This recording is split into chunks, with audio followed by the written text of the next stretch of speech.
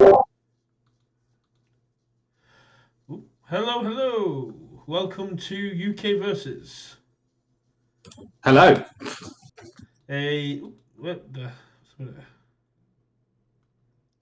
Let's go back. There you go. UKVersus. Hopefully, as Richard pointed out on some Discord, a recurring UK podcast run by the UK community. We're doing the first episode. Hopefully, we get some more people in the future. But it's something I've been talking about for a while. Richard has been like pushing and pushing, and then after the Sheffield RLE, I thought we'll give it a go because I've always said that UKVersus is a name that's too much good of a pun not to be used. Yeah, exactly. So yeah, we figure we just come on, waffle for a bit, see how it goes, and then so we might be doing this Tuesday nights. I think that's TBC at this point. Yeah, Whether it's, but we'll try and keep it weekly and just try and find something to talk about every week, exactly. and I mean, maybe get some guests on.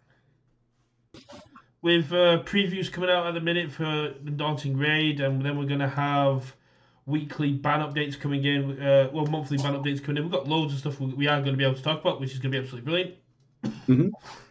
And as people quite rightly point out, there isn't a lot of content created by outside of NA.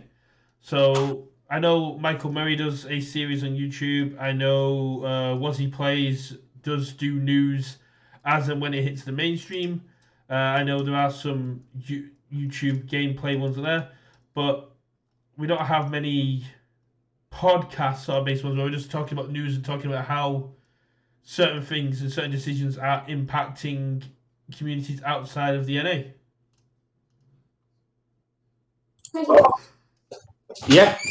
Totally. So today, I guess we'll just chat about the regional life exams, so we can have a chat about like the one in Florida, and sort of more importantly, the one we had in Sheffield. Talk about sort of PSEs, sort of where the metagame is in general, how we feel about it.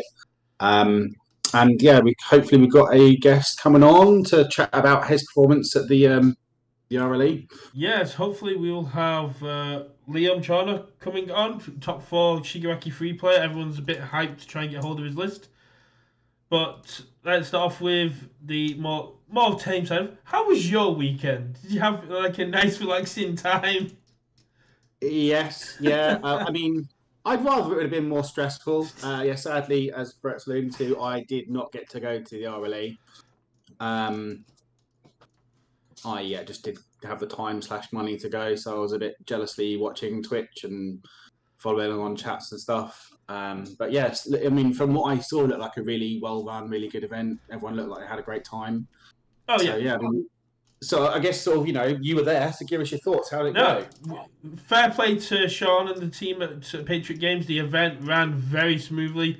It went on absolutely beautifully. Judges responded very quickly.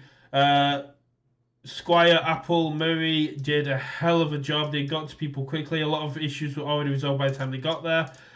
They'd even had like a judge chat up for a while about possible scenarios that had come up, and when they came up, they were genuinely like gleeful to actually be able to use the conversation they'd been having to deal with it, which was absolutely great because it popped up in like my round 7 game. Uh, then we've got Matt Gideon came all the way over, had some came straight to Patriot from Manchester after he landed there. Only Jessica Rep did a hell of a job.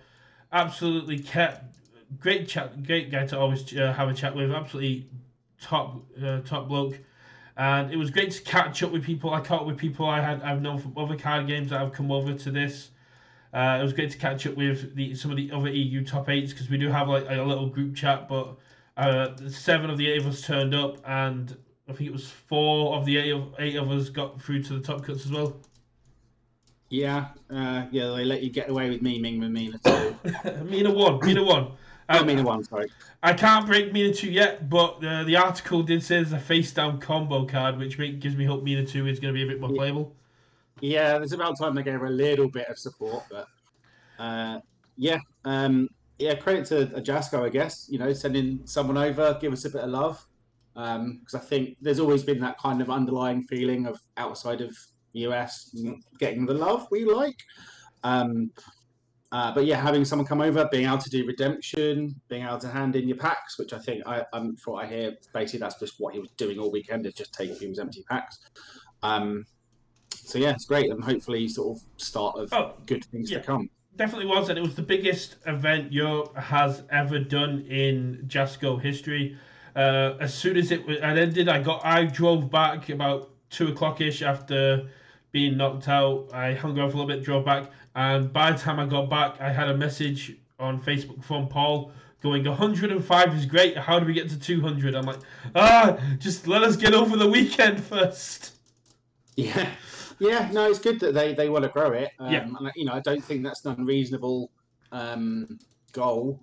Part of the problem you're going to have in the UK is venues, to be honest, because I think that's an issue. Is venues are so much more expensive over here. But I think a big part of it is growing, obviously, those local communities, right? You grow it locally, and then they come together for those big events. You travel up in your cars with your group. So yeah, I think that's a big part of it. And on that note, I mean, I had an email from JASCO today about what could we do to help grow it and how can we support you and stuff. So I was going to mention that if we've got people in chat, if you haven't already check your emails, because the JASCO have sent an email out about how to grow local support and if people will be willing to teach games if they look at local stores. It's one of the things that Paul messaged me about going, are there any areas of the UK we're not hitting? It's a case of, well, Wales and Scotland are desperately underrepresented in provisional star championships. I live in the southwest. I don't have any local stores in the southwest. I have to go to Southampton, which is just more like main south, to get games in. And it would be great to see community days where they are maybe what they're doing, asking people to come in, teach the game, build up their communities, because this is a really good community. As I saw in Sheffield, I met players that have been playing a couple of days, a couple of weeks, and they just came in going, "This is absolutely great." And big shout out to Mike Hardiman. He lent out, I think, 4 or 5 decks to people. They were playing. Some people only played a couple of days, and he was lending decks out left, right, and center. Absolutely top bloke for doing that. And it did lead to the greatest round 1 pair up ever of Monomer versus Monomer. And we were all just going, put it on stream. Yeah, I mean, you say that, it probably wouldn't have been the most exciting of matches. I mean, it just sort of ends up being like the Spider-Man meme, right? Yeah, we don't need exciting matches. We need meme content. But yeah, I mean, yeah, I agree with what Mr. Levi is saying in chat. Just pushing that kind of local sort of scout system, giving sort of kits, whether that's demo kits, anything like that. And I think obviously people rag on JASCO a lot, right? And they have been for a time, and there's a lot of old wounds, I think, from old heads coming from that. And I think first year was up and down, but I think certainly in the last probably 1 to 2 months they've made a lot of progress. I think in getting a lot of faith back. Certainly from my perspective. So I'm very vocal in other communities within Europe as well. Yes, the UK community are absolutely loving how much support we're getting, and the provisional star championships are a great way to go. But the European side, like France, Germany, stuff like that, are still recovering from the heartbreak of last year. The Plus Ultra free packs never actually reaching them. Yeah. The fact that the game was very well the Blackfire mess ups on promos. I mean, there are people. The first star provisional we had in the UK, the prizing didn't get sent out until like January. I still haven't had mine. And you still haven't had yours. So there's still a large part of the community that's still a little bit upset. But I know JASCO is assuring them that come season 2, come July, mainland Europe will start to feel that love, and I really hope it brings back a lot of the players that have become a little bit disenfranchised, a little bit that have lost a little bit of faith, because I know there are very strong players out in Europe. I have faced them in other card games. I have faced them in our own community, and I know a lot I of them mean, have the second best player in the world is in Austria, right? Exactly, we've got Philip out in Austria. I met him in the German servers, and I would love to see. I love to get Deval. I love to get Tanya back in the game. I know they've still got the casual decks, but I'd love to see them come back, and I'd love to get back in contact with those guys about the game and actually start playing internationally in that sort of aspect. Yeah, yeah. I mean, I think so for me, and I think everyone in chat and yourself, like we know this game is really, really good, right? Yeah. That's why we keep playing it. The game is, in my opinion, probably second best CCG ever made, right? In terms of how the game plays, with Netrunner being at the top. But there is a big barrier to entry, I feel, in terms of just how the game works and everything that goes on. And just in terms of some of the products aren't necessarily so beginner friendly.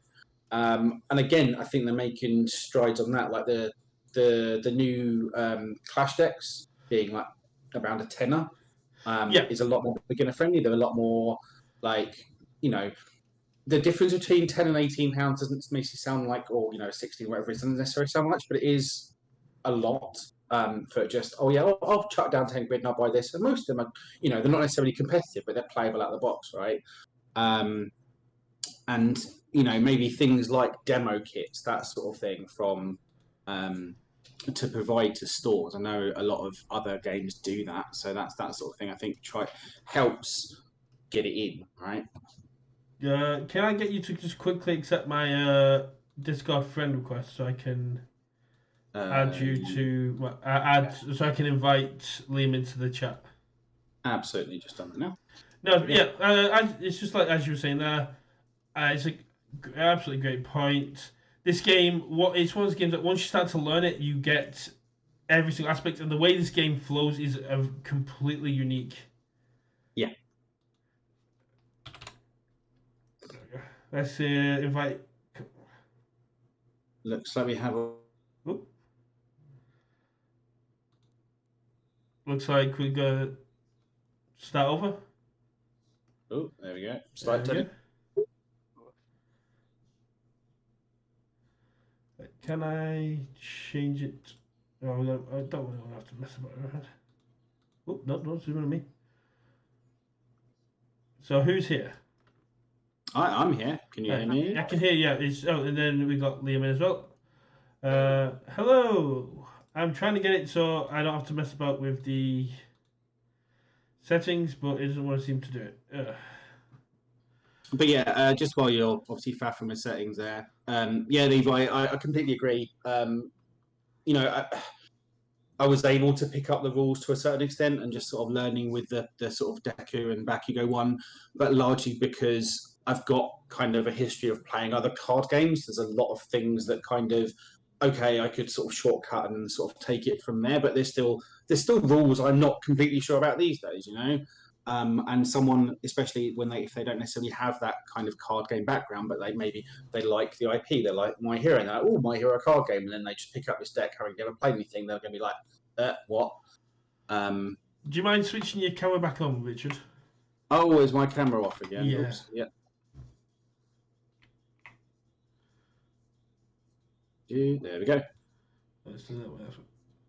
Excellent. Well, so with us we have Liam, the owner of probably the most anticipated deck list that everybody wants, being the Shigaraki free player.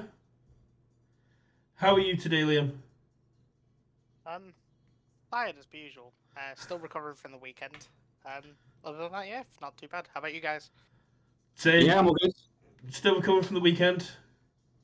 Yeah, I mean, obviously, I had a nice relaxing weekend because I didn't go along, so I'm just sort of was a bit jelly.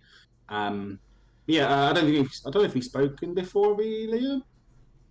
I forget. I think I might have spoken on the the Patriots webcam events. Yeah. Yes. Yeah, probably. The Train Tuesdays, definitely. Yeah. So why don't you give us your rundown of the weekend? How how did it feel? And why Shigaraki 3? Um, as far as the weekend goes, lovely time. Obviously, Patriots always run good events. Like props to Sean for running the biggest event for Jasco and UKVersus. Yeah, it was lovely meeting new people and everyone.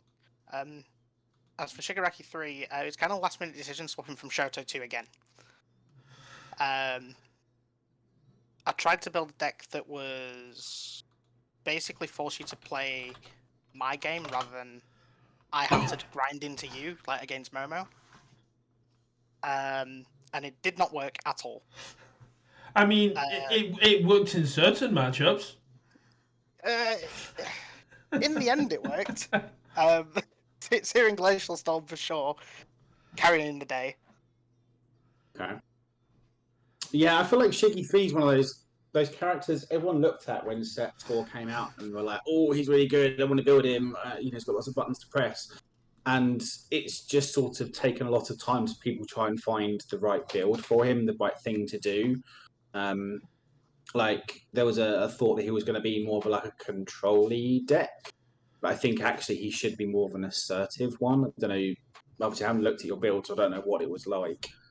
If you can link your build, I'll put, put the UVS in. I'll put a little thing up on the stream. But I know Jose went undefeated in Swiss using Shigaraki 3 in the Oceanic area. So Shigaraki 3 has been on my kind of on my watch list for a while. I think he's definitely one of those characters that have like a lot of different builds. Like, there's not like one best definitive build for him. Like, Death's more aggro, Evil's probably got the most control out of them. Order tends to be more like forcing your opponent to commit their board out on their turn so that you can do what you want. Like, and is what you're you not want playing casting their 1.3 millions? Say that again, sorry. And is what you want to do is just resolving 1.3 million, right?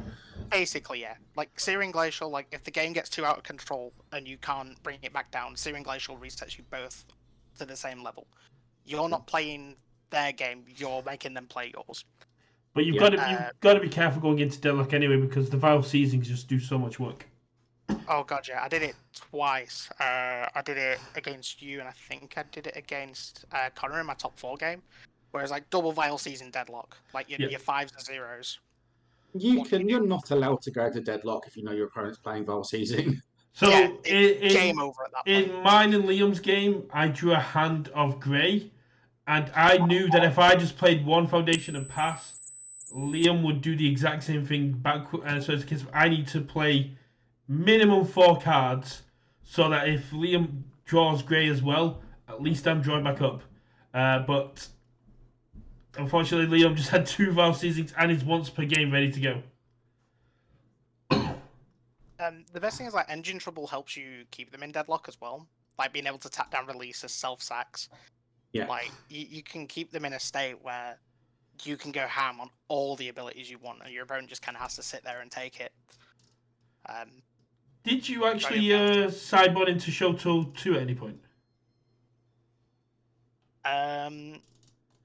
Yes, actually. My game 1 against Duval, he was playing Sato 1. Got absolutely dumped to game 1, turn 2. Sided into Shoto for the extra health. Didn't help at all. Sometimes that's just how the game goes. Yeah, I just didn't really find a good time to actually slide into him. Okay, so I mean, what were your sort of feeling going into maybe like your good and bad matchups and sort of how did it and then pan out over the tournament? Well, if someone asked me if Sato 1 would have been a bad matchup, I would have said that crazy. Because I've never seen anyone. I think I've seen one person play that character. I've never played against it. So that was definitely interesting to see. All Might 3 is a scary matchup sometimes. Because if you draw too fast, he just goes speed. I'll give it 87 speed. What are you going to do? Yeah. It kind of becomes a game of chicken of you need to increase your speed before I can draw. But if I don't have the if I don't have the answer, I need to draw before you just send it. Basically, yeah. As for other bad matchups, I can't really think of anything at the top of my head. Okay. So instead of bad matchup, then what was your toughest matchup? What was the matchup that you were like, how did I get away with that? Giro against my top 8 game. Yeah, Philip, yeah. Yeah. Yeah, I should have been dead to rights game 3. Obviously, three checks do happen, but I'm still not confident in that matchup. It's because he can kind of stack against me, or I can, if they don't know the matchup, like they try to stack against me and I force it out of them. Sometimes it doesn't work that way. Yeah, I mean, sometimes Giro just Giros people, right? And it almost doesn't matter who or what you're playing. Sometimes they just Giro you. Yeah, exactly. Like if they've got a 0 grav lift or a jolt and then 2 instant explosive release, let's go game 2. Yeah. If Giro draws hot, you're just in trouble. Yeah. Yeah, I mean, I think in its current state, I think Giro is fine, right? I think, sure, Giro does Giro things. She's very, very good. I don't think she's busted, needs things doing. We'll see how that pans out after the future is now, but yeah. I mean, there are answers, and I was very lucky enough to be on stream, and I displayed that even Chaos has answers to Jolt and Zero Gravity Lift Giro openers. That was kind of like one of the reasons I went with it as a case. I want to showcase we do have the tools. People just need to get a bit more creative with their deck building. Yeah. Yeah, I mean, like if I had gone, I'd have gone with All for One. Just I don't know if it's necessarily the best call, but I feel like he just has answers to most things. Sometimes they don't work, sometimes you don't draw them, but like I felt like going into most matchups, it's 50-50. And especially in a big event like that, I'd rather just go in with like almost like a 50-50 across the board. So there was there was a player who was kind of running your All for One list, but on Selkie.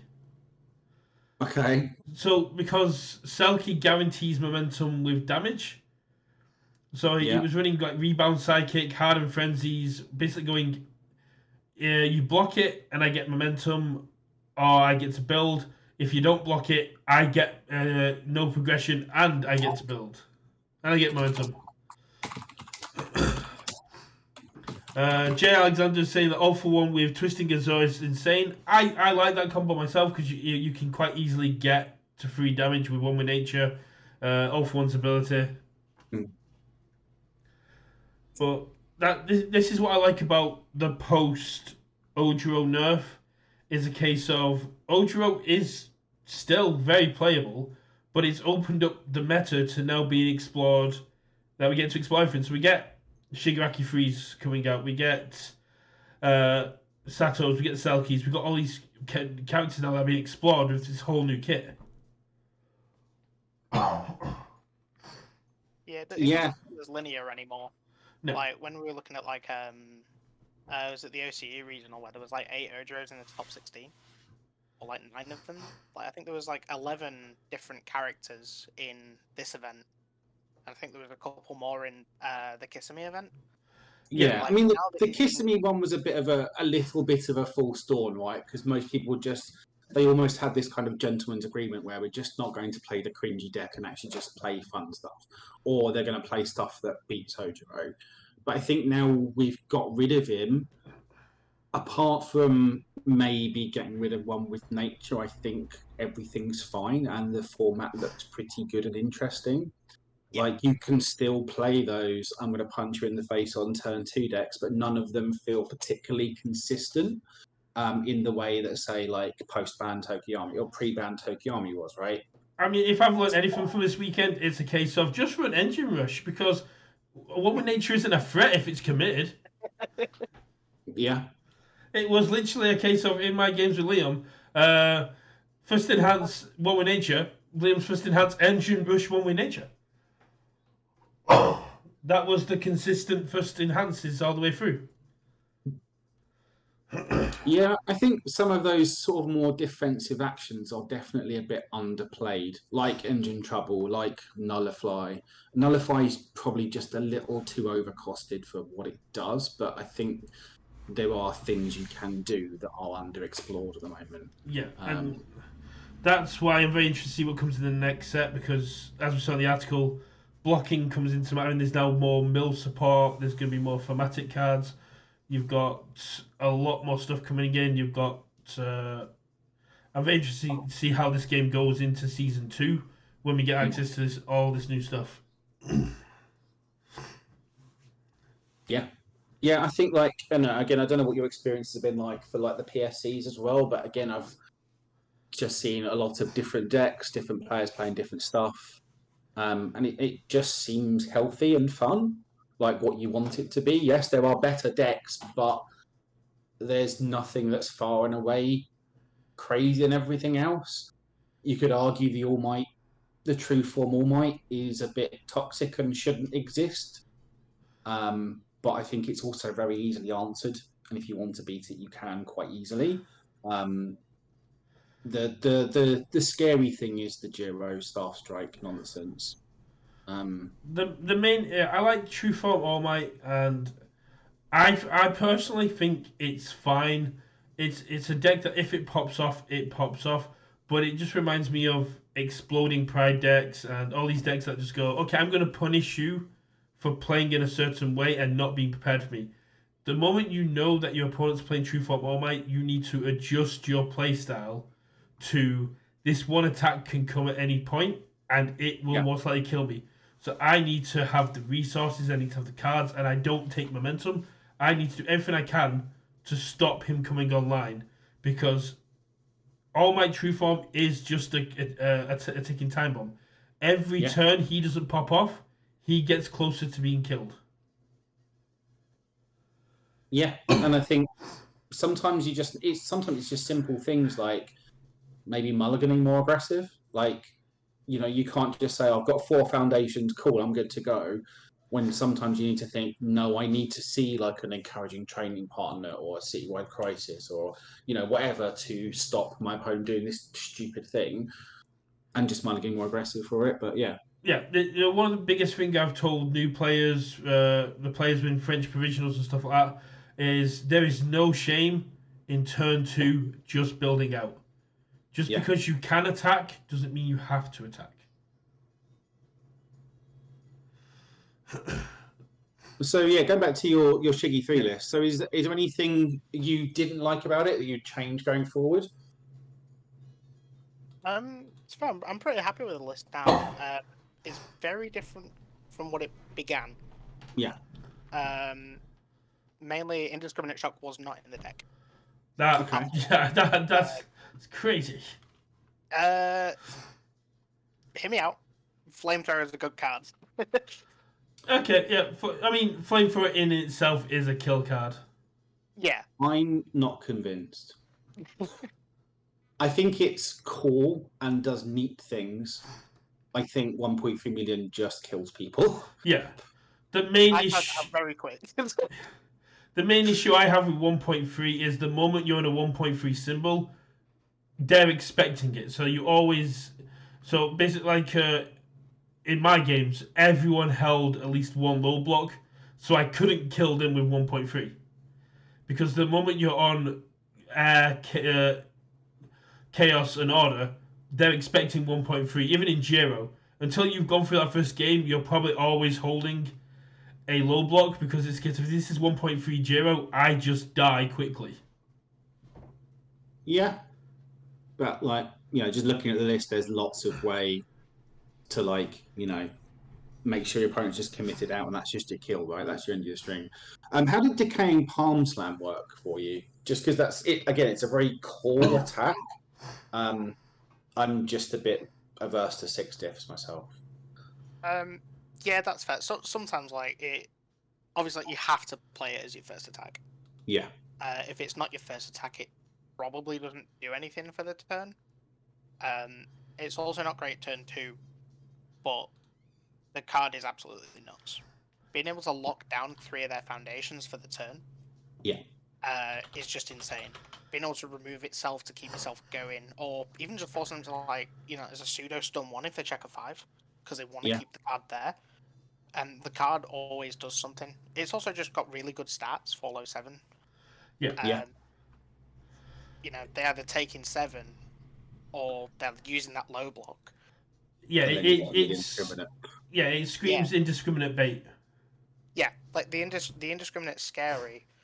So is Decaying Palm Slam. The other thing is, like, if you check a 3 and you got your Mastermind's Apprentice out, it just gets even faster.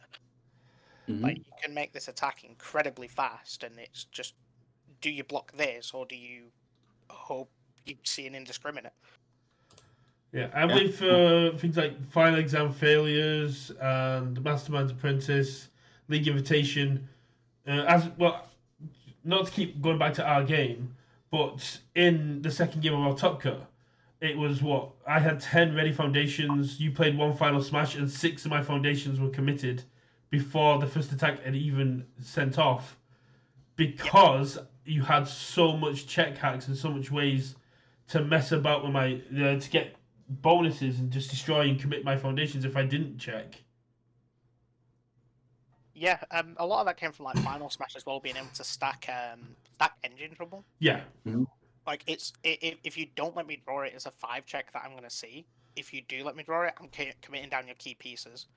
Like, I went through, a League Invitation, Electric Jolt, and I think I went through all 3 Engine Troubles that game. Just on that one turn, on the one Final Smash. Yeah. And then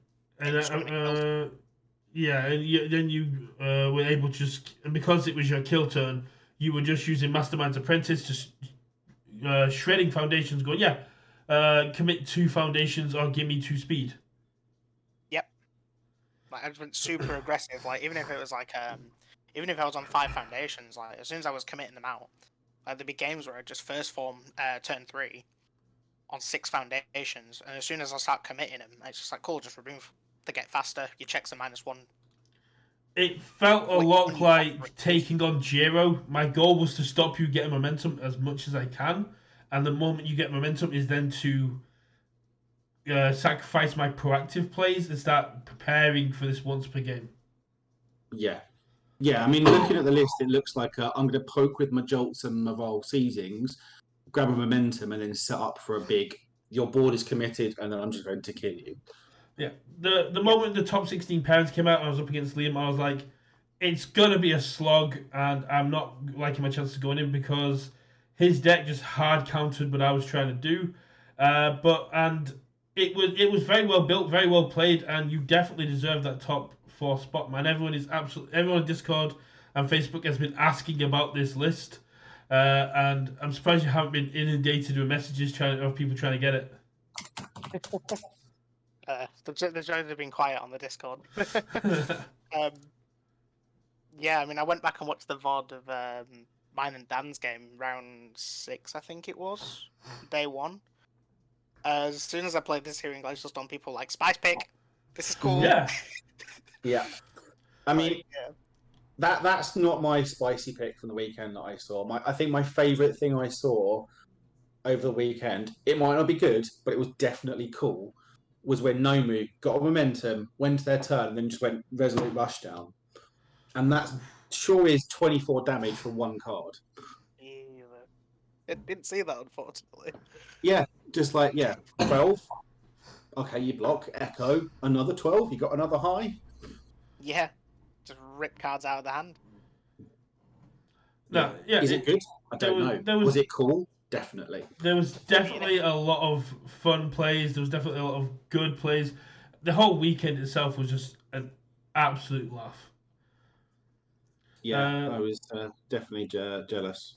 I don't know how you felt, Liam, playing an off-meta character as well, but when I sat across from an opponent and they read my character, I didn't think a single one of my opponents just like looked at it and went, "Oh, this is going to be an easy win. It's a 7-hander with no defensive capability."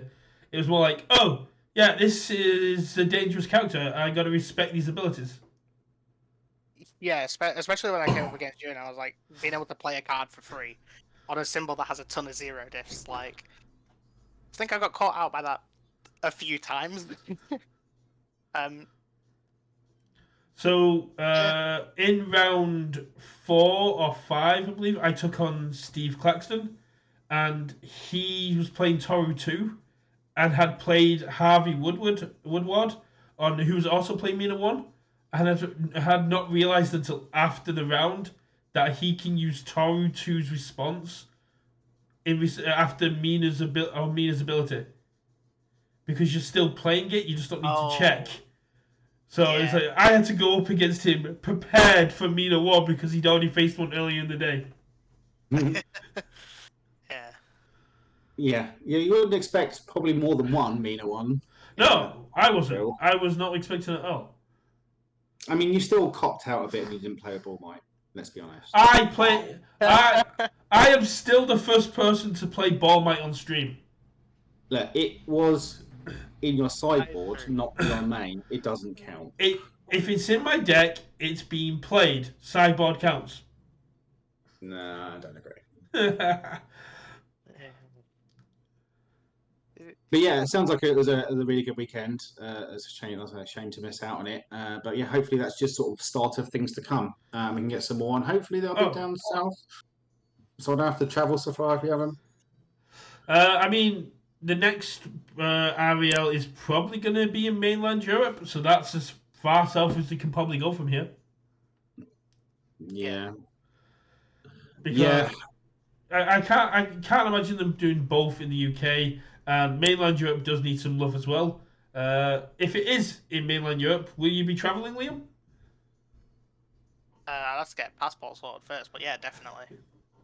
I don't think it would top the 105 players we had in Sheffield, but it would definitely. It's definitely a smart move for building international community. I think they need to give the international players some more love, especially mainland Europe and OCE. Yeah. Hey, I said the second best player in the world is in Europe, in Austria. So, but yeah, no, it'd be good. Obviously, for me, it very much depends on when and where. Exactly. I'd like to go. I guess my question would be: is there enough of a community currently to support a big event like that? Because obviously I know Jasco want to support these guys and they absolutely should, but it's like I don't know whether it would do more harm than good to sort of host one over there and it's like a 30-person event. If they're happy for Oceania Nationals to be 40 people and work on building it from there, then a 40-50 person RLE is going to be just as fine. I already know, the 3 French players that came over for our event, we're already talking about getting 10 people in a car and going to Italy if it's in Italy. I don't think they'll match anywhere. I don't think they'd break 50 players. I'd be grateful. I'd be absolutely awesome if they did. But I also know that at least 10 to 20 UK players would go over there. Yeah, there'd be definitely a bunch that would travel. Like I said, I mean, I'd consider it. It would just absolutely depend on when and where. Yeah. Definitely. The dates and the event, the dates and what and where it is, a huge factor. But it can't be as expensive as traveling to the UK on the coronation weekend. No. Very true. Yeah, I did not watch any of that when I watched Guardians of the Galaxy 3. We'll let Liam get on in a minute. We'll have a look at the article that came out today. But my last question for Liam would be: how did you feel going into the event? Because there was 7 of the EU top 8 there. There was 8 HLC players there. There was. It wasn't by no means it wasn't by no means an unstudied event. Yeah, it was a bit of a shark tank to say the least. I was definitely dreading going into it. Was not expecting to top cut, especially after my first round. I was like, well, I've lost. We'll just see how I do, and then obviously it happens. Yeah, and smashed it really. Top 4, you cannot complain. I mean, exactly. If you look at Liam's top cut run, he had to essentially face the 32nd in the world, and then moved on to the second person in the world, and then moved on to a local that was running a deck designed to completely commit him out and deal 20 damage in a single turn. Yeah. Went from probably the two hardest matchups I had all day between you and Philip. And then obviously, fourth kind just says no. Yeah. Indiscriminate. You die. Yeah. So Nick Reagan, definitely a bot. Nicholas Reagan is also a HLC player, I believe. Oh, nice. I didn't actually speak to any of the American guys that came down. I spoke to Matt a bit. Yeah. But Matt, I got chatting to Matt on Facebook before I even went anywhere. Absolutely love the guy. Salt of the earth kind of guy. You can have like proper decent conversations with him. Got chatting to him at HLC, chatting to him here. Absolutely love him. But Nick was over to visit his family, and it just like coincided with the RLE. fair. But no, I mean, as soon as our top 16 game ended, the judge just turned around and was like, "That was an intense game to match." It was like the best game he'd seen all weekend, and I can't fault it. In the HLC, I was gutted when I got knocked out because my deck said no. In our game, both our decks did what they were supposed to do, but we both played the best we could, and you came out on top. And I can not be sad or feel gutted about losing when we both played our best. It was if I was going to go out to anyone, I'm glad it was you, man. Thank you. Yeah, it was definitely one of the best games I had all weekend. Yeah, it was a pleasure meeting you guys down because I think we've only spoke like once at Bristol or something. Yeah, we played Dabby versus Shoto 2 at Bristol, which was a lot of fun. Yeah. And Mike tells me you have a nickname of Imposter Brett. Because you got a haircut and came in and Mike confused you for me out the corner of his eye. Yeah, that joke's kind of stuck now. It's like my Dabby guy joke, but I stayed into it. Mike was saying they were going to try and get you to play ball, Mike. They were going to get you to get a custom jersey like myself. They wanted you to properly go in on the joke. Yeah, it was kind of tempting to be fair, but no. That and I didn't have a ball, mate, unfortunately. Yeah. Kyle says that you're Imposter Brett or the Shoto guy. I'm both, apparently. Yeah. But lovely speaking to you, Liam. You can feel free to stick around and have a chat about the article if you want, or if you want to head off, you can. It's entirely up to you. But I think we're just going to have a quick look at the article that came out today and theory craft as to what's going to happen in the next set. Could stick around for a little bit of theory crafting. Yeah, so have you seen? All means. Yeah, have you seen the article that came down today? I had a brief read over it about some of the new effects that are coming out and the new characters coming out. Definitely excited for it. I'm going to butcher this, but the Shi Hasakai, I'm really excited for those guys. They've got really good quirks, and I think it's going to be really cool to see how they incorporate them in there. And I think confirming them confirms Kirishima 3. Because his unbreakable mode, his whole transformation, and his going beyond his quirk's limit is pretty much his fight against them. Yeah, I haven't actually seen that bit of the series. Oh, okay. It's fine. I mean, you can spoil as much as you want. Like, I'm not that. This whole like you find out about the quirk enhancing drug, which is also the quirk erasing drug and stuff like that. But we're getting 3 new pro heroes. Okay, so what are they going to be? I'm guessing one's Fat Gum, one's probably Best Genist, and one's probably Sir Night Eye. Sir Night Eyes, right? If they're the new ones, right? So I'm assuming we get like versions of existing ones, but they're the new ones. Yeah, so these are new ones. Now, if Sir Night Eye isn't in the set, he'll be a Plus Ultra or Provisional promo. Yeah, the only other one would be the killer whale dude I can think of. I don't know Now, what his name is. yeah, Gang Orca doesn't really show up until the second half of the season, which I think is going to be covered by Blast Turbo. Given what's a little bit further down, saying that they've got a transforming character, the transforming character will either be Fat Gum, but I'd rather see him take on counters. But I want Tatsumi, Ryuk Tatsumi, the character that physically transforms into a dragon. But so, like, how do we think they're going to do transforming? Is it literally going to be dual face cards? Do you think? I personally think it's going to be dual face cards, but I would also like it to be just 2 separate cards, but you're guaranteed to get them in the same pack. I'd imagine that's probably quite hard from a collation perspective. So I guess they're going to be DFCs. DLC's dead. Sorry, DFC, double face cards. Double face card, yeah.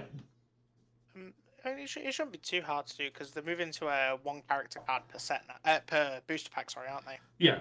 They're each getting the dedicated slot in the pack, so you should see at least both of them in the box in theory. Dual face cards would definitely be the easy way to do it though. Yeah, I just think it's if they do it as separate cards, it feels bad. Like for example, maybe you go to pre-release, you get your 6 packs, you get one half, you don't get the other. For me, it's a case of if you've got the transforming character, do you still need to have the opaque sleeves? Because if you're siding out your characters, you need to have your character an opaque sleeve, which means you have to keep taking it out, turn it around, and put it back in. Yeah, you definitely still have to have opaque sleeves. Again, that's how they work it in Magic, right? I mean, you can play either the DFC and opaque sleeves, or they used to do those kind of check cards that. In Magic, you've got the check cards, which basically says this card is this card. Yeah, but they mostly don't use them. Like a competitive play, they'll just use the DFC in a sleeve, and it's fine. Yeah, I imagine most in tournament play, no one's gonna have an issue with you having the alternate side of the transformed version of the card to the side. Once you go into game 2, you're like, okay, this is my character. This is the transformed character version over here. When it transforms, I'll just switch them out. I imagine no one would have an issue with that. So, I mean, I think that the game text saying response after you take damage for an unblocked attack, add 1 manly spirit counter to this card. That's got to be a Kirishima, right? Apple is say 2 separates with static abilities that allow them to be placed together. Also makes sense. But but you're on the next one with which one? So I'll skip ahead.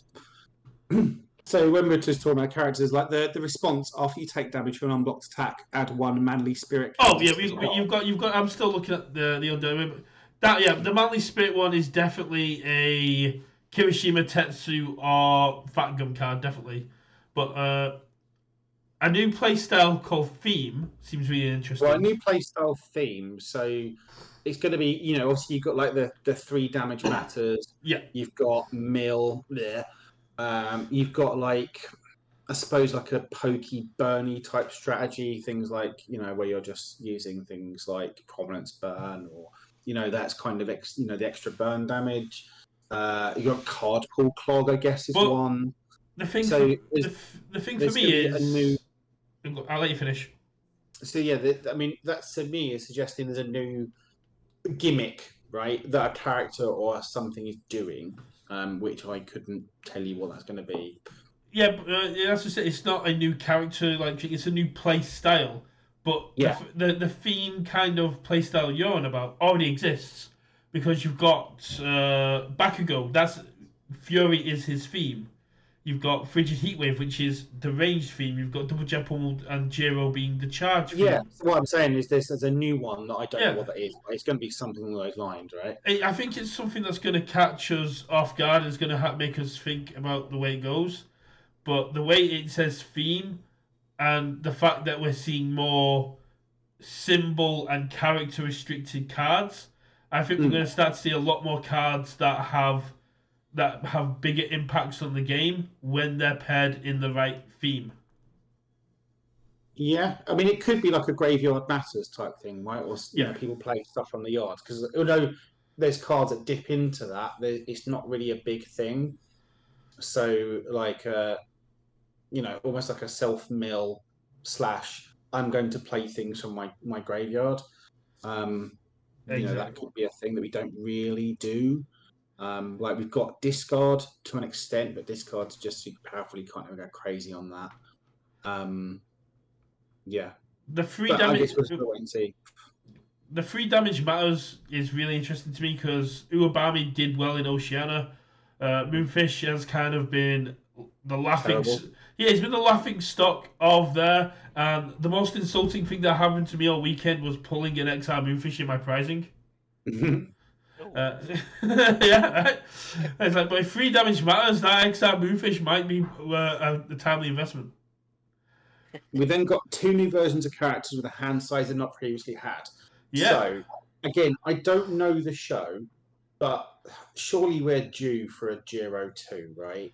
7-hander Kirishima. Let's go. I'm saying 7-hander Giro. It depends on the lines. I can see a 5-hander Giro that's a bit more defensive, like as a counteraction. But we don't know. There's 105 characters. The one thing we do know is it's not All Might. Mm-hmm.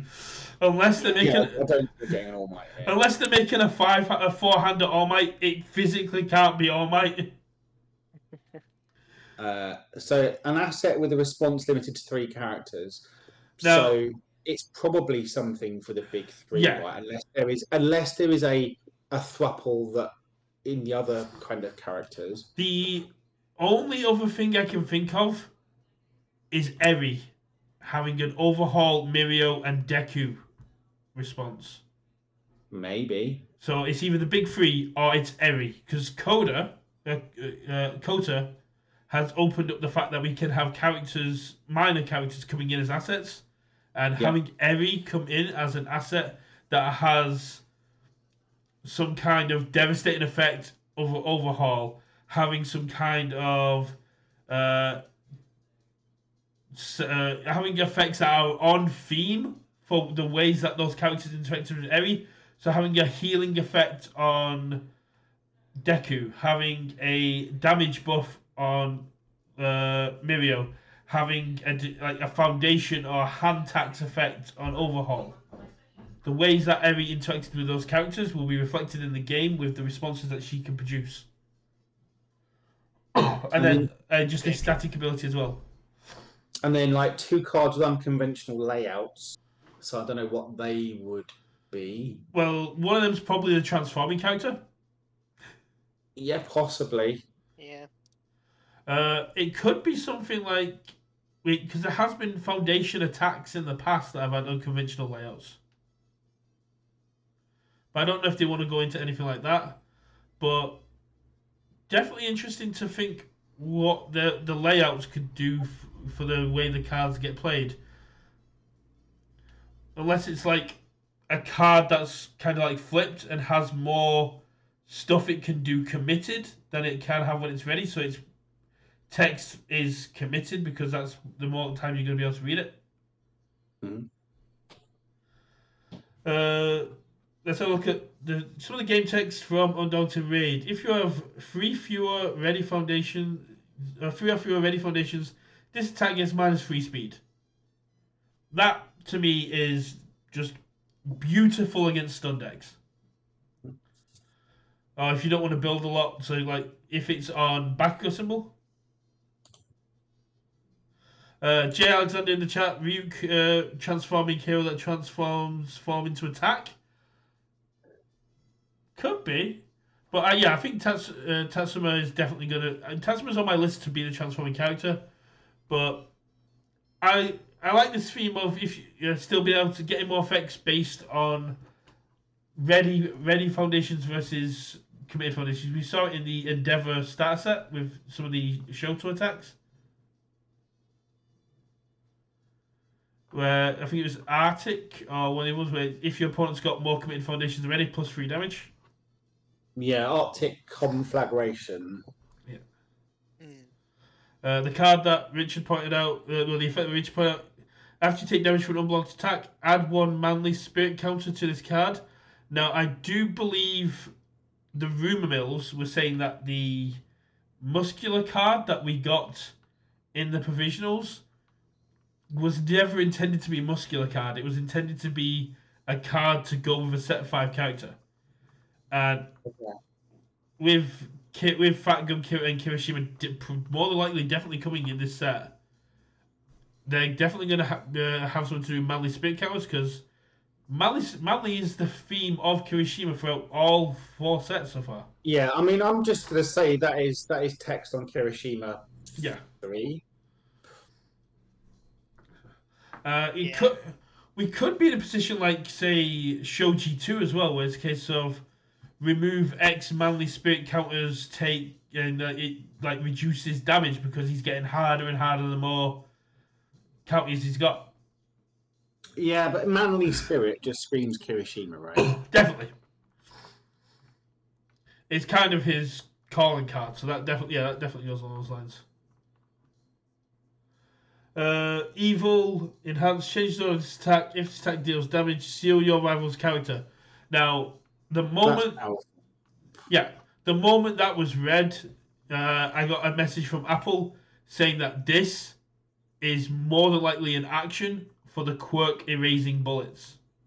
Now, not being like up to that part of the anime, Richard, it's a bit of a spoiler, but essentially what the whole arc is about is Overhaul is essentially using his quirk to take Eri apart, take her blood out, put her back together, and then refining her blood, which has a quirk that it can change.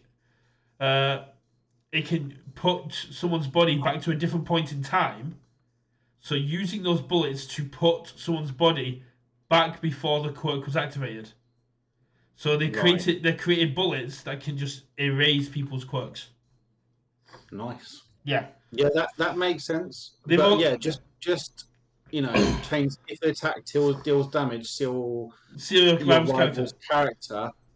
And there's nothing on there that says non-throw, does it? No. So it's just literally probably like a quirk erasing bullet action that just says, "Yep, if this deals damage, your character is now sealed. You don't get to do it for the rest of the turn." Yeah. Yeah, I think there's kind of like range between like being absolutely bust or unplayable. Most importantly, does not say your attack. Oh. So your opponent is Jiro, goes Jolt. You go cool, quirk erasing bullet. They go, oh no. Oh, I didn't twig that. Yeah, so you take defensive blood curdle. So you take damage. Your opponent goes, okay. You can change the zone so you can make it half damage no matter what. You can then go, okay, your character now sealed, and they go, oh no, my Jiro, my Momo, my... And it's a floating effect, so it goes off before responses, so it even works against Shigaraki 1. If that's on an action, you can effectively play it on your opponent's attacks. That's really interesting. Because it's not once per turn, so there's no way that is a foundation. No. Yeah, it'll definitely be an action. It's either an action or an attack, right? If it's an attack, it makes sense because it says change the zone of this attack. But I would love to see it on an action just to see it used in that kind of aspect of going against Fourth Kind, against Jiro, against all these characters that are going, cool, I've now built up my turn and you just shut them down with this entire single action. After talking to like Sam Tate and the old guard of what UVS was like, if this is an action, it reeks to me of the old standard defensive, where you just go to your opponent, cool, I'll take 5 damage, but your character's turned off. Isn't that Bang from the old one? If I remember rightly. I believe Bang is different. Apple has shown me Bang, but I believe it's got different wording, but it's similar. Apple's in the chat saying it's a spiritual successor to Bang, Yeah. and Yeah, that being makes sense because, from my understanding, it was probably a bit too good, but an effect that people want. yeah. So that makes sense. That for me just reeks of standard defensive of you going, cool, I can take this attack. You can instant explosive release me, you can do all stuff there. But your Dabby 1, your Jiro, your All Might True Form, they're not touching me. Mm-hmm. Uh, Yeah, that'll be good. so, response once per turn, discard the top 3 cards of your deck. After an attack is played, you may play one non-attack ally card from your discard as your next card this turn. So, reading that plays into the new theme being graveyard theme, right? The graveyard recursion. Tokiyami. You play Dark Shadow Ruin. You discard top 3 cards of your deck. You play Summon Dark Shadow from your discard. Always after the attack is Once per turn, discard top 3 cards of your deck. After an attack is played, you may play one non-attack ally card from your discard pile as your next card this turn. Yeah, it does say next. Doesn't say next form, does it? So yeah, you can. Yeah. Now, no, there is a thing because I know it's with Overhaul as well. That actions have in the rules that specifically say it's a thing from your hand. But if they rule that you can play actions from the discard from your face down for Overhaul, and for this because it's an ally card, it's gonna have chaos on there, and it's just gonna make Tokiyami just so much more irritating to deal with. Because as a Tokiyama player yourself, you know if you've got 3 Summon Dark Shadows in your discard, you're not having a good time. But if you've got a foundation down that goes discard the top 3 cards of your deck, play that second Summon Dark Shadow from your discard. Yeah. So the next one, enhanced flip 1 foundations, attack gets +2 speed, changes the attack zone to low. Could be anything. Doesn't seem particularly interesting. Apple says enhance seal a card in the rival staging area. Then respond after your attack deals damage to an opponent. Your opponent loses 3 health. You draw a card. That's what Bang did. So this is more sealing your character, which feels more in line with Quirk Racing Bullet. But changing attacks to low, we might see. Is it Shizuki, the vine-haired girl? It might be some support for them because it's your next low attack, so it doesn't matter when and where it happens. But yeah, flip 1 foundation, +2 speed, it goes down, and it becomes a low attack, gets +3 damage. So then, the next one is definitely going to be static on a character, but what character, right? So when committing cards pass a check, you may commit 1 asset as its foundation. So is there a character that works with assets that's sort of on theme? May Hatsumi too. Again, it's just like a question of are they part of their story arc, right? Again, I don't know what characters are like to be part of it. It's hard to say because it's how far into they want to go. Because May does kind of show up to give Deku the air gauntlets. So May is part of the story to help people get kitted out for the daunting raid. Yeah. So we may see May too, because that's the only one I know that interacts with assets that would have that kind of ability. Momo 3 possibly, but if it was Momo 3, it would probably be you may commit when passing a check on a weapon card, you may commit 1 asset as though it was a foundation.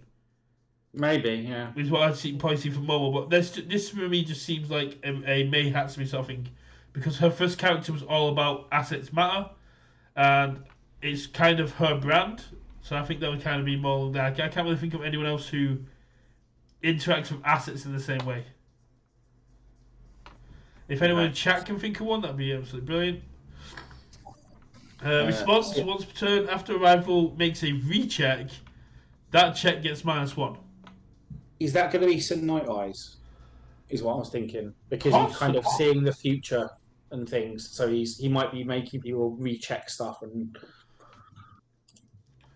Yeah, I could see it as sustain interferes with your check. Toru makes you recheck technically, but I could definitely see Sir Night Eye sort of being like, after your rival makes a check, make them recheck it. Or like, look at the top card of your opponent's discard. Look at the top card of your opponent's deck. You may discard it. Your opponent rechecks this attack. Well, that's too close to Toru, right? But yeah. But yeah, I can. Uh, it's definitely going to be something along the lines of deck manipulation and check manipulation for Sir Night Eye.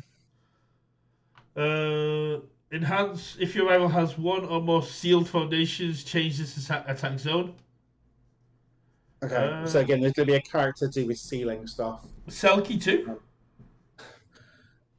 Did you get the joke there though, right? Because Selkie's a seal, so Yeah. he seals stuff. Yeah, we need more Selkie support. Well, I mean, and if that's got Void or Water or Chaos, that's going straight into Selkie. Yeah, I mean, like there might be just this might be just random, obviously back page stuff. So there might be random odd support cards for random characters. So I really just hope that is Selkie support because he's a decent character, and with the Mirio slams, he has got more support through that. So I'd love to see this just as like a nice little background foundation for him, which basically says if your rival has one or more seal foundation, change the attack zone. Boom. It's just an enhance. It doesn't require you to have commit foundations like Think Fast, and it would really only be broken with Selkie, which I think is perfectly fine. It just turns Selkie into Sarah 1. Yeah, pretty much. So yeah, we then got character enhance. Commit your character. Discard the top 6 cards your rival's deck. I mean, I don't know about you guys. I hate mill as a thing.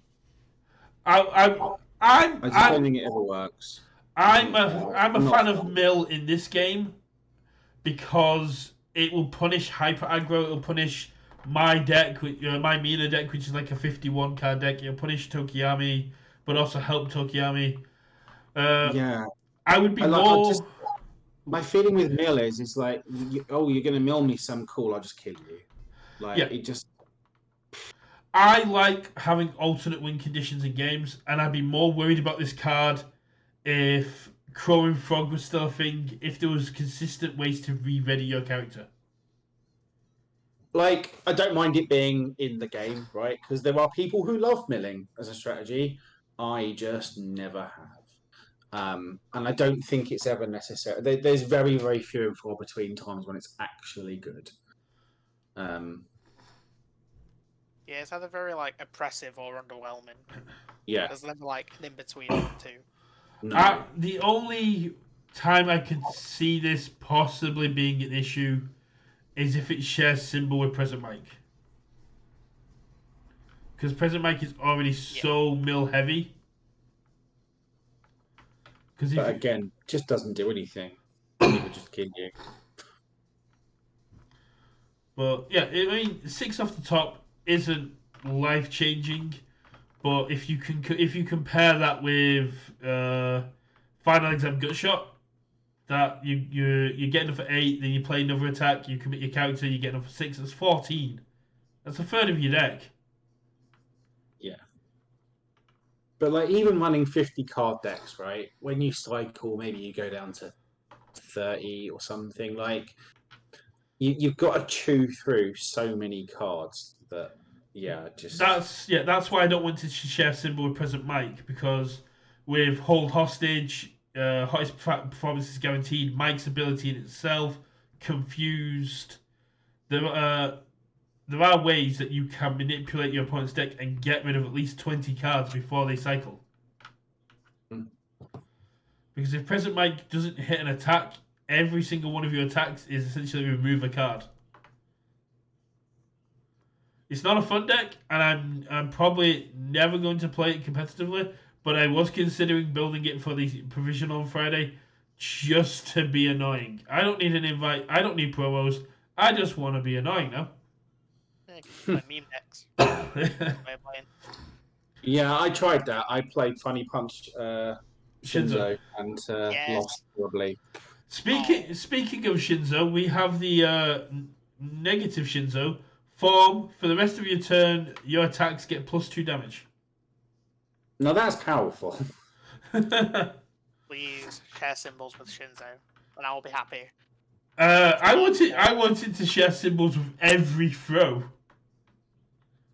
Oh God. You play that, you play Gargantuan Bellow, and now all of your attacks have got +4. It's funny if it shared chaos with Mirio. Yeah, everything below it got +6 damage.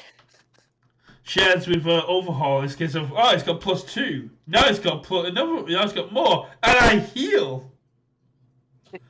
He didn't need the heal. That's what annoys me. It reminds me of Kirishima 2 with the take half damage, rounded down. You didn't need to add the rounded down part. The card was already broken. It's the foundation that says lose 1 if your attack is blocked, heal 2. Like, oh God, he's gonna be so tanky. I'm putting that in Monata 1. Because Monata 1 has response. After an attack is blocked, lose 1 life, your rival commits the foundation. So if I can lose 2 life, block, gain 2 life, I make you commit a foundation. That foundation just reads, block this attack, your rival commits a foundation. Great. I've always loved Monata 1. I started playing the game on Monata 1, and that experimenting with quirks is just gonna be nice. Last one, Deadlock Enhanced Flip. Name a card. Your rival cannot block this attack with the named card. That must be a Sir Night Eyes thing, right? Yeah, it can also fit quite well into Zero symbols or Nezu symbols. Or anything on with Blood Moon Rending. Blood Moon Rending. If you're going up against the 4th kind, and they've say blocked with hand and chop, they bounce it back to hand. You go cool. You can't block with hand and chop. Yeah, but as deadlocks go, that's quite. It's quite tame, unless like the main unless you're gonna have a lot of ways to look at your opponent's hand.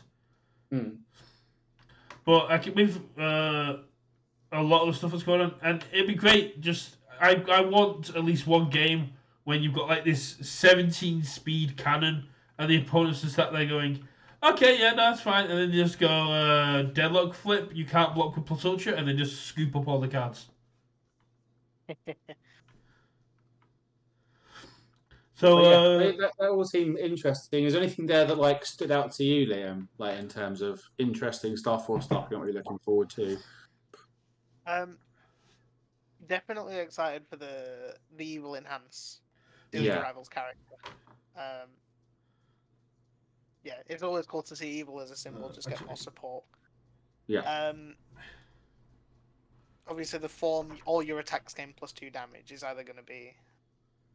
It depends on the characters it's on, right? Yeah. Yeah, like on a 5-hander, if that's a character ability, not so bad. On a 7-hander, that's stupid. Yeah, like put that on a Racerhead symbols and then. I'm only going to be worried about it if it's a Pixie Bob Camry sort of situation where they're able to re-ready the character. Oh, and get like stupid high. Yeah, so it's like damage. Yeah. Because I could definitely see this being a present mic card and running it with things like Vocal Discord, which just gets one. I think it's like 1 speed for every 4 foundations in your opponent's discard. So I could definitely see it being a Prism mic card, but I think it would get very out of hand if your opponent can re-ready, like commit your rival discard 6. If your rival draws a card this enhanced step, ready me up. And then you can just go chaos, commit. Yeah, chaos commit -6, chivalrous competitor ready up, next attack, indiscriminate shock, the DLC card. Commit -6, your rival discards a card, they draw a card, ready it up. But yeah, no, I'm with you there, Liam. Like the ceiling character one is definitely the sort of a standout there. Oh, yeah. What about chat? Chat, how do you feel about all that stuff? Is there anything else that stands out to you guys? Wait, the cats could actually be used on 0. What do you mean by that, Jack?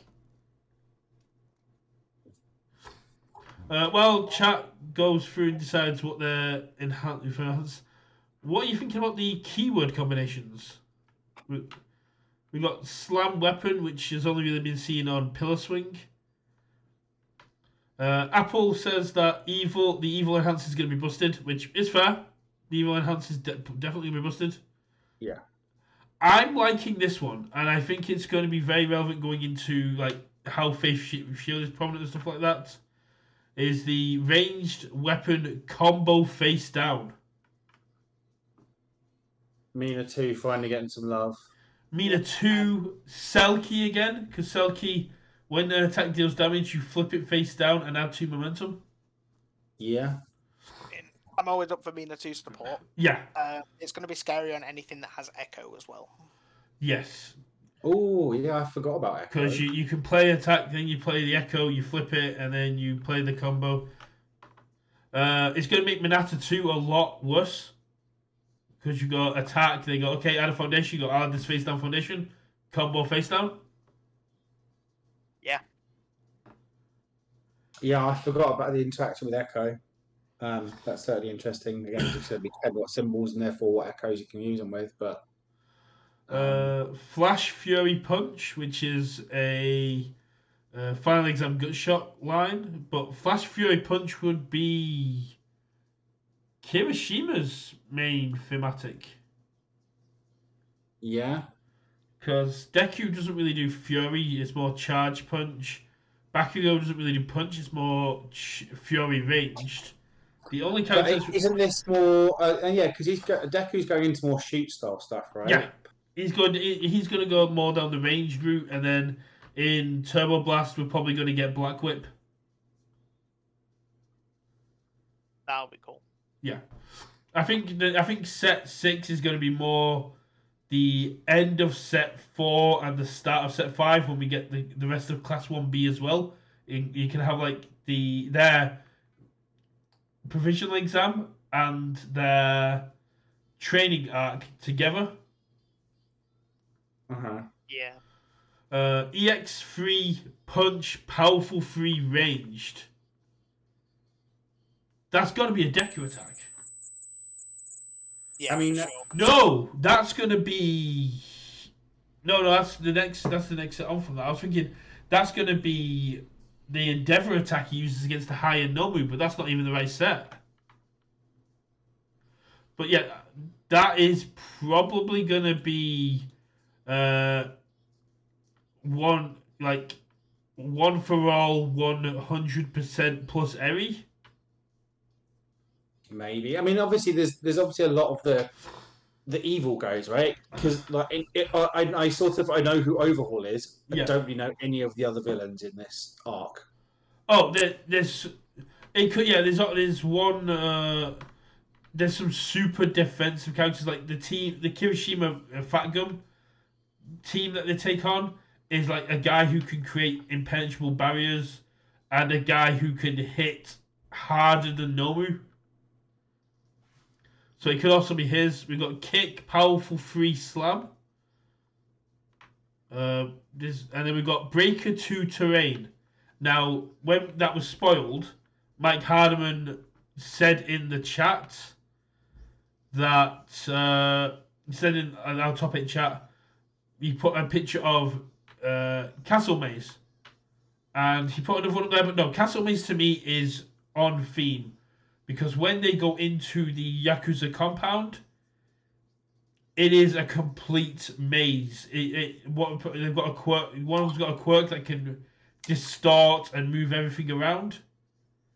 So to me, Castle Maze fits so thematically as a card name. I can't see them not reprinting it for this, and the effects are pretty good as well.